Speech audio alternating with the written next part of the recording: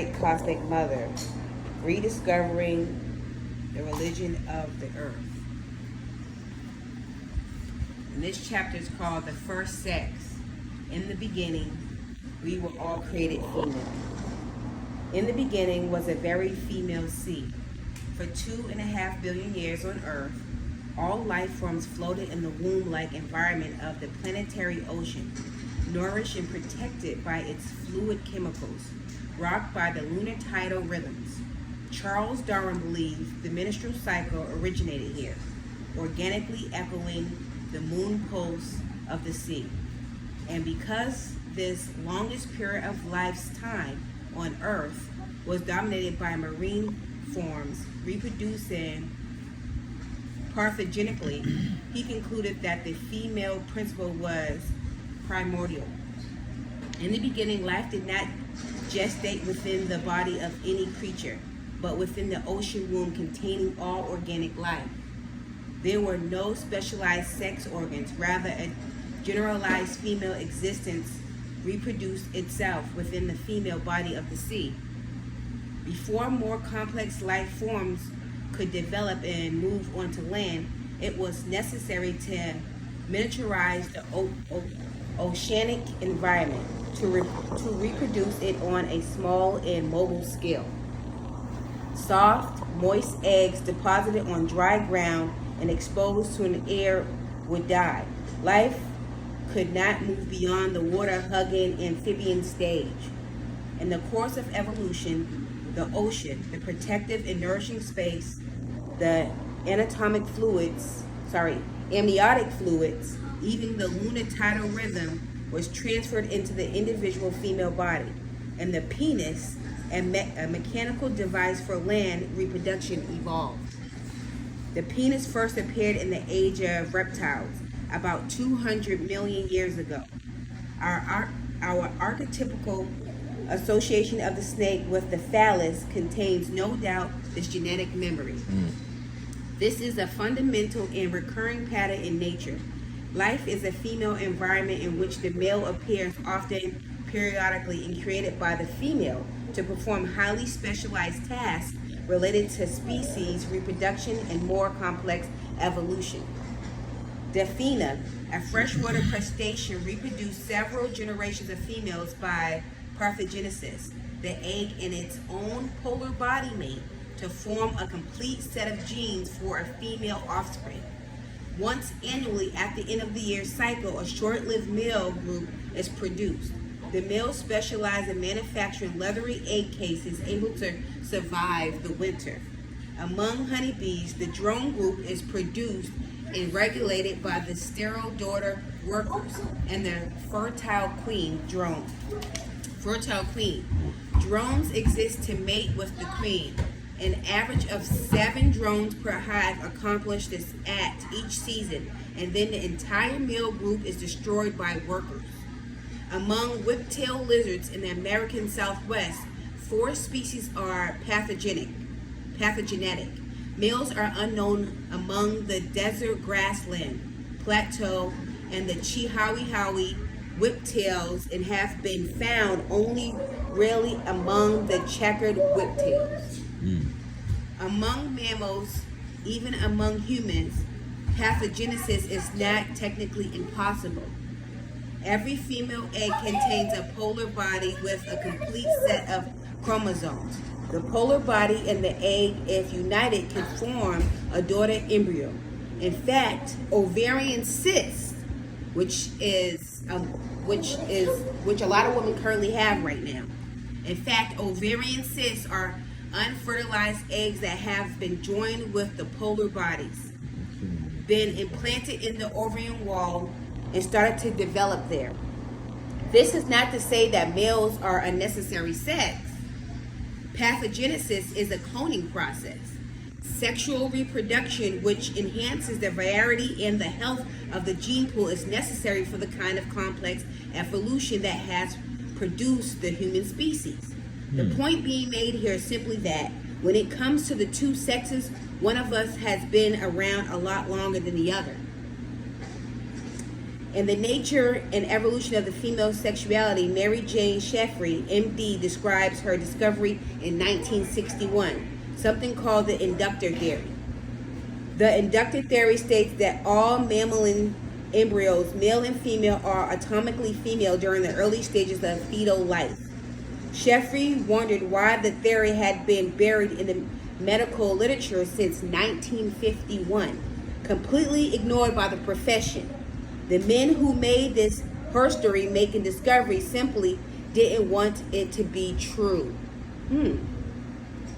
Sheffrey pioneered the discussion of the inductor theory, and now with the modification based on further data, its findings are accepted as facts of mammalian, including human development.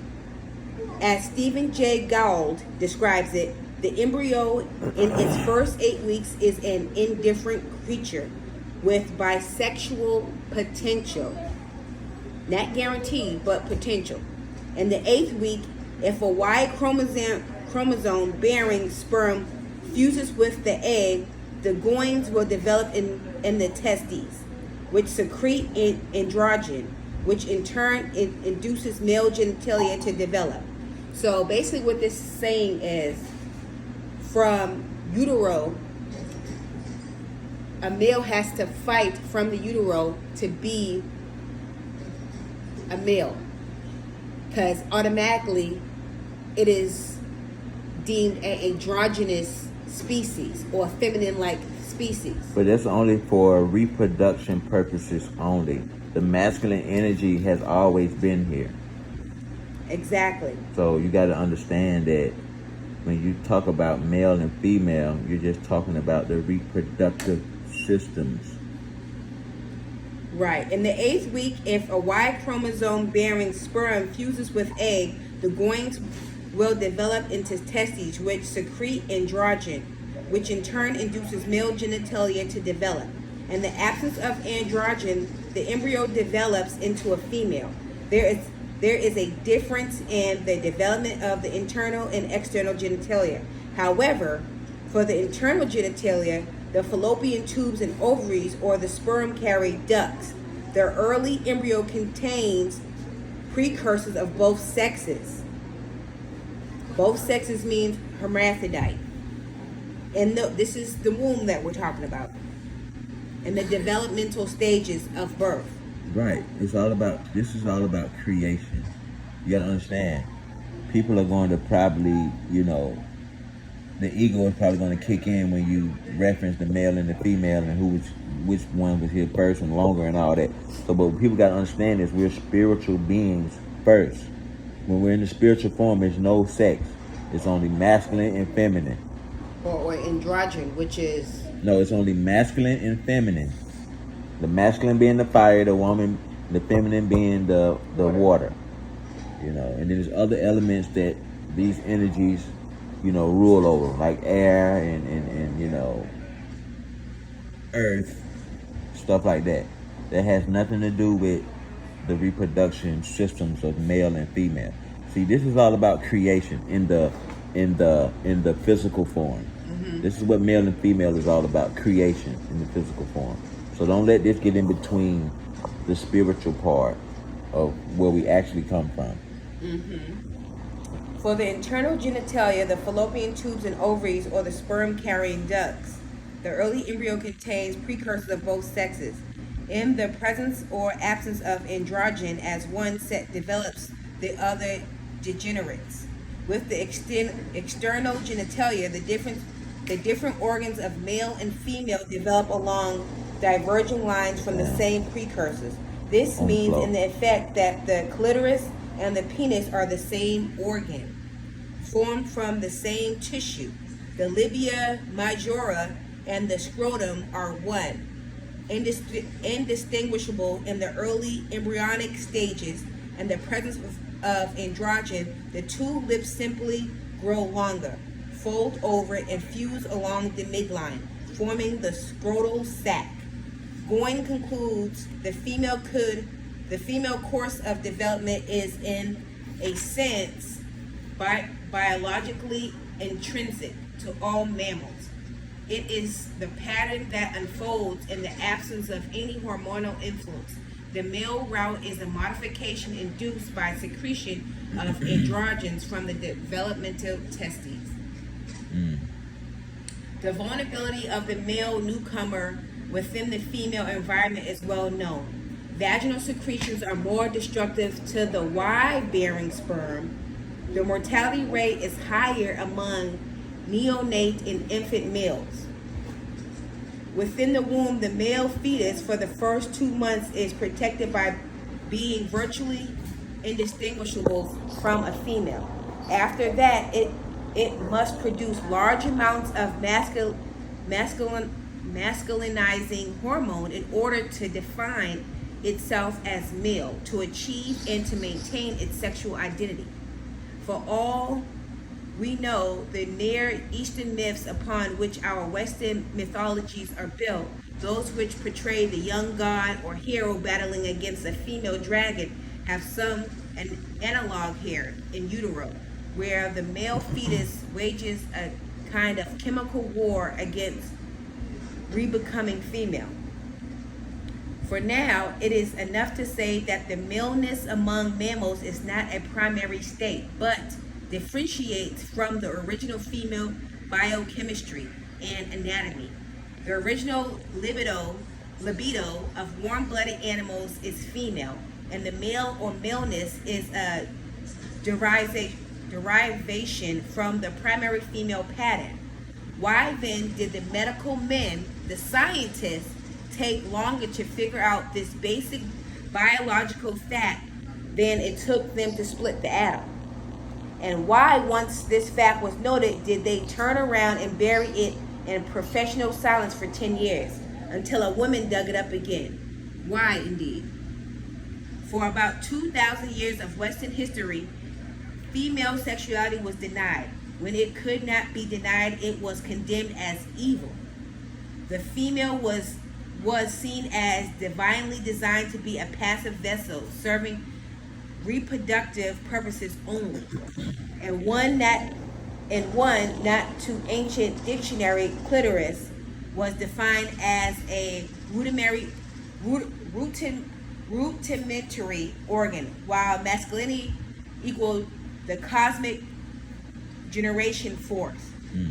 With Freud, female sexuality was not so much rediscovered as pathologized. Freud dismissed this clitoris as an undeveloped masculine organ and defined original libido as male. Clitoral eroticism was reduced to a perverse neurosis. Even after Masters and Johnson's laboratory studies were published in Human Sexual Responses in 1966, their findings were not integrated until psychoanalytical theory.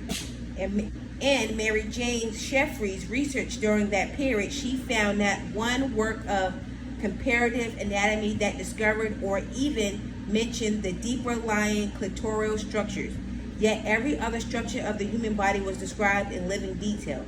Even today, with our relative sophistication of 1987, we are frequently whistled at by magazine headlines that promise breathless articles announcing the discovery of new spot, a G-spot, an X-spot, located within the vagina. Within all these new spots existed the old wistful desire to deny the existence of the clitoris as a trigger organ of the female orgasm. Why there is the generalized tradition fear of female sexuality.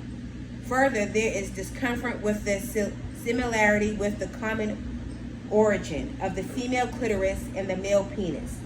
Women are used to hearing the clitoris described as an undeveloped penis. Men are not used to thinking of the penis as an overdeveloped clitoris. Finally, and most seriously, there is a profound psychological and institutional reluctance to face the repercussions of the fact that the female clitoris is the only organ in the human body whose purpose is exclusively that of erotic stimulation and release. What does this mean? It means that for the human female alone, among all Earth's life forms, sexuality and reproduction are not inseparable. It is the male penis carrier of both semen and sexual response that is simultaneously procreated and erotic. If we wanted to reduce one of these sexes to a purely reproductive function on the basis of its anatomy, we don't. It would be the male sex and qualified for such a reproduction, not the female, not the human female. But these are only biological facts.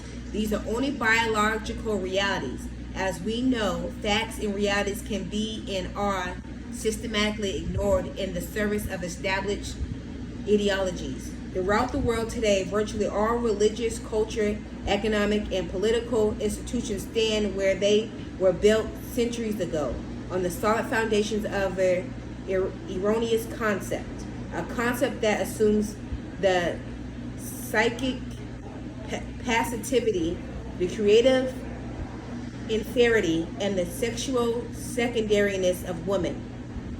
This enshrines concept states that men existed to create the human world, while women existed to reproduce humans. Period. If we argue that data exists, not solely biological, but archaeologically, mythologically, anthropologically, and historical data which refutes the universality of this erroneous concept, we are told to shut up, because something called God supports the erroneous concept, and that's all that matters. That's the final word, which we can see now in the study. It's dead wrong. Throughout the world, throughout what we know of history, something called God has been used to support the denial, the condemnation, and the mutilation of female sexuality. Of the female sex ourselves, today in parts of Africa, predominantly among African Muslims, but also among African Christians and Jews, and some tribal beliefs, young girls are still subjected to clitoridectomy, which means that they have to get their clitoris cut off for ritual purposes, which is really disgusting and sad. This surgery, often performed by older women with broken glass or knives, excises the clitoris, serving the nerves of orgasm. The operation is intended to force the girl to concentrate on her vagina as a reproductive vessel. That is so sad.